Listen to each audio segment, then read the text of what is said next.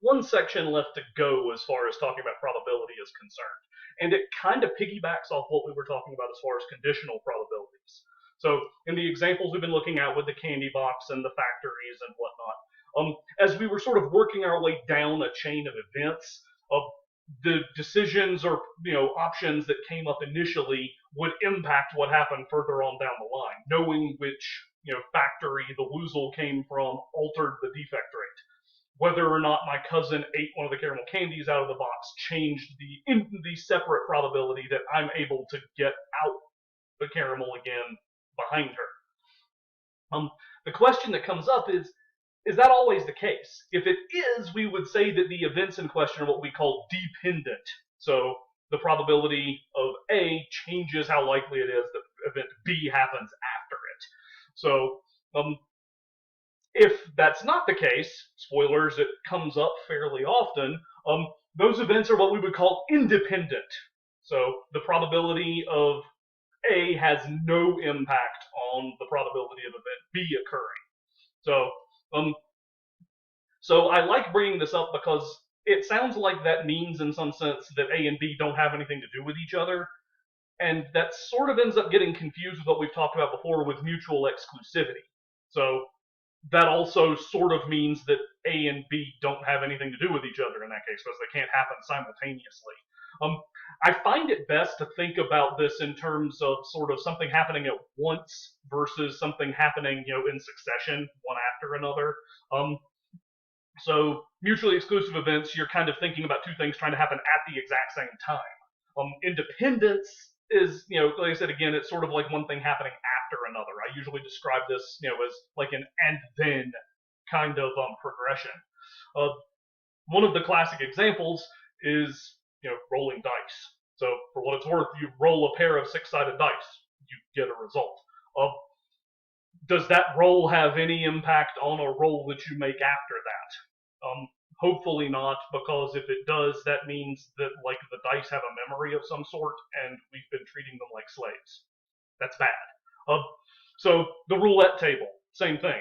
Sort of by law, roulette spins can't actually depend on what's come up previously, even though from what I've heard, casinos like showing you previous spins because that, might impact how you decide things are going to work out bet-wise, even though the separate spins don't have anything to do with each other in terms of, independence. So those are some classic examples. And I said some of the homework exercises related to section 3.7 talking about independent events are sort of geared toward trying to distinguish between independence and mutual exclusivity, making sure you understand the difference between A happening doesn't impact how likely B is to occur versus that notion of no overlap and the events can't happen at the exact same time. So as it turns out, if two events are independent of each other, that actually modifies some of the stuff that we've seen previously. So if we have a pair of independent events, the conditional probability that B happens, given that we know A has already happened, as it turns out, this extra information tells us nothing. I mean, nothing has changed because A has occurred. So that's just the probability of B. And that actually makes our product rule substantially more streamlined. So if you look at this in terms of probability of A and then B, like I said, it's not really like an intersection per se. At least I'm wary of doing that because of where it leads people. So the probability that A happens and then B happens afterwards, well, this conditional probability that we've used in the last section is just P of B. So it turns out we would just take the product of the separate probabilities. So that's kind of handy. All right, I've got a couple of examples I want to play around with here.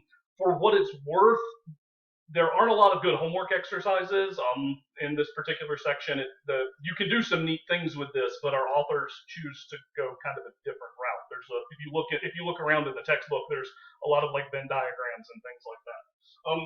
I tend to want to focus on it kind of from a different perspective. So we've got Imagine in this final example that shows up, we said it's at the very end of the PowerPoint slides on this stuff. We got a guy named Fred. So Fred's like, reading the paper, scrolling, through Reddit or what have you, as he's getting ready to go to work. So Fred's up for a raise.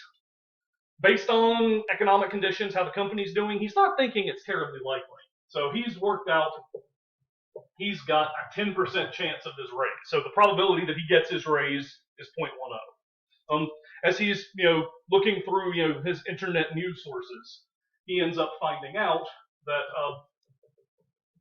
somebody is considering a tax hike. I don't know whether it's the city council or the state legislature all the way up to Congress, what have you. Anyway, now, again, given overall economic conditions, the pundits are saying there's probably only a 25% chance that this tax hike actually manages to get through. So the probability of the hike is 0.25.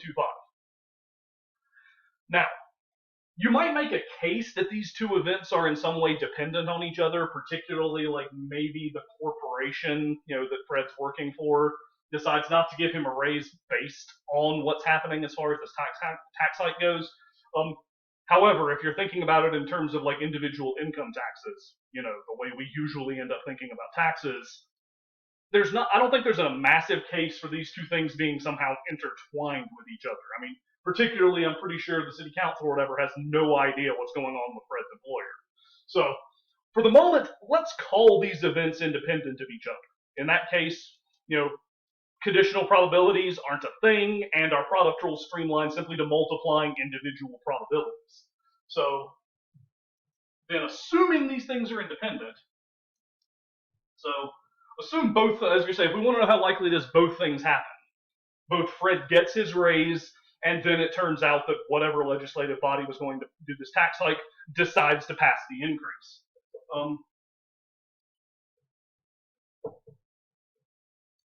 So I'm going to shorthand here because, I don't have too much board space. So we know that there is a 0.1 probability that Fred gets his raise. There was a 0.25% chance of tax hike.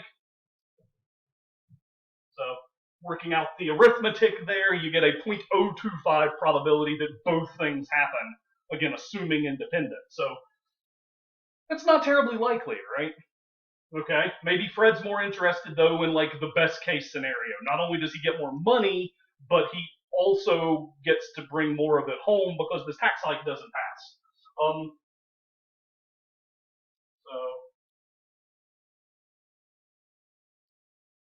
So if we call this the probability that he gets a raise with no tax hike, again, we can break these things up individually, assuming independence. So he gets his raise. So, no tax. Yeah, that's you get the idea. So we've already said he's got a 10% chance of this raise. The probability that there is not a tax hike, well, if there was a 25% chance it passes, that means there's a 75% chance it doesn't. Again, if you want to use the 1 minus 0.25, have at it. So 0.10 times 0.75.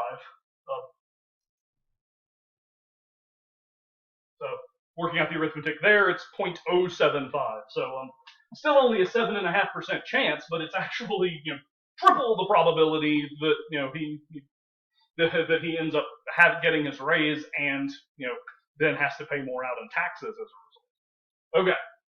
You can play around with other options here. As I said, I really wish the textbook supplied a broader bank of homework problems that dealt with things on this nature. Like I said, I don't want to drag our authors their approach to the text through the mud or anything, so I'm going to stop there.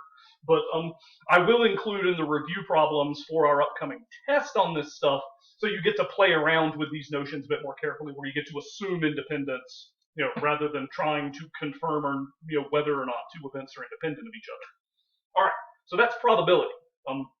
Moving forward, we got one chapter left of content to discuss, and we're going to be dealing with something that's relatively connected to this notion of probability. Like half the time, a class on one ends up including the other. Enough of a cliffhanger for you?